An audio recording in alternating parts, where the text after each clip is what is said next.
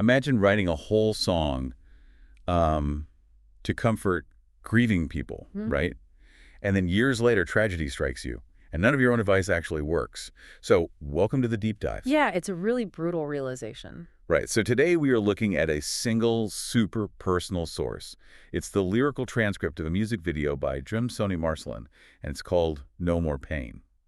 And our mission today is to explore how this raw musical storytelling captures the really messy, nonlinear reality of grief. Right, contrasting that hope of faith with the completely devastating reality of sudden loss. And you see this paradox right at the start of the track, like giving comfort versus experiencing the reality of it. Exactly, because Marcelin admits right away that he previously released this track called To the One Struggling. But then he confesses that he is actually still struggling himself. Like years later, he's still shedding tears. It really reminds me of like a brilliant therapist, right? One who knows all the cognitive behavioral textbook stuff, but just cannot heal their own heartbreak. Oh, absolutely. I mean, understanding pain on an intellectual level doesn't immunize you from the physical crush of actually feeling it. Yeah, that physical crush is so real. And he structures the entire song around that disconnect.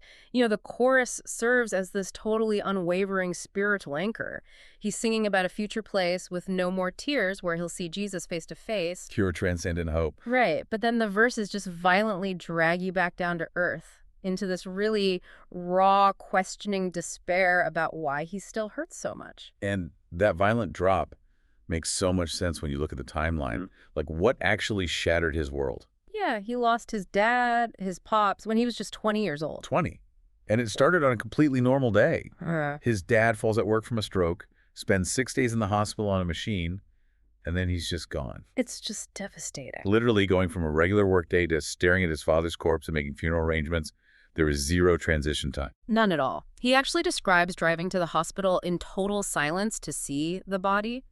He says that moment nearly made him lose his vibrance. The suddenness just leaves absolutely no room for any sort of anticipatory grief. Right, and I actually struggle with one specific lyric here, though.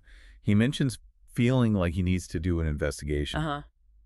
But, I mean, it was a stroke. Medically, we know exactly what happened. So why is his brain treating a pretty standard medical emergency like it's some sort of murder mystery? Well, it's because the human brain operates as a predictive engine. It builds this model of reality where going to work is safe and parents come home for dinner. Right, safe routine. Exactly. So when a death is that abrupt, the predictive model just completely fractures. The brain doesn't have a schema for sudden trauma like that, so it triggers a biological alarm state. So it's looking for a reason. Desperate for a reason. Yeah, an investigation. Because accepting that random chaos can just erase someone's vibrance is psychologically unbearable. I mean, the mind prefers a conspiracy over a vacuum. Wow. The mind prefers a conspiracy to a vacuum. That is so true. And since his brain couldn't process that vacuum in the hospital, he ends up trapped in this incredibly isolating aftermath once the funeral is over. Yeah, surrounded by people, but totally alone. Exactly. He confesses in the lyrics that he is just lying, acting like he's okay when he's absolutely not. Because society really expects mourning to follow this neat, linear schedule. Yeah. The pressure to put on a brave face forces grieving people to create a false avatar for the public, while internally their psychological processing is completely stalled. And he dismantles that expectation with what I think is the most profound line in the whole piece. He realizes you can't just move on. He says you have to take it 1 hour at a time because a day is too long. Yeah, a full day is just too much. Right. And for you listening right now, if you have ever felt crushed by the expectation to just get over something, please consider this your validation. When the weight of a full 24 hours is too massive, shrinking your survival window down to 60-minute increments is a perfectly rational defense mechanism. It really is. Viewing resilience through that microlens shifts the narrative entirely. Sometimes just surviving the next hour is the ultimate act of endurance. It really is an endurance test. This source perfectly maps out that brutal intersection where spiritual hope collides with the agonizing hour-by-hour reality of earthly survival. It does. Healing is definitely not a straight line.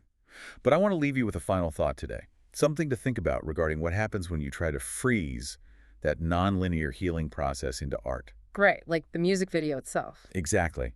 If profound grief alters our perception of time, stretching a single hour into an agonizing eternity, Does turning that trauma into a permanent music video trap the artist in that painful moment forever? That is a very heavy question. Or is capturing it in a song the only way to finally make the clock start ticking again?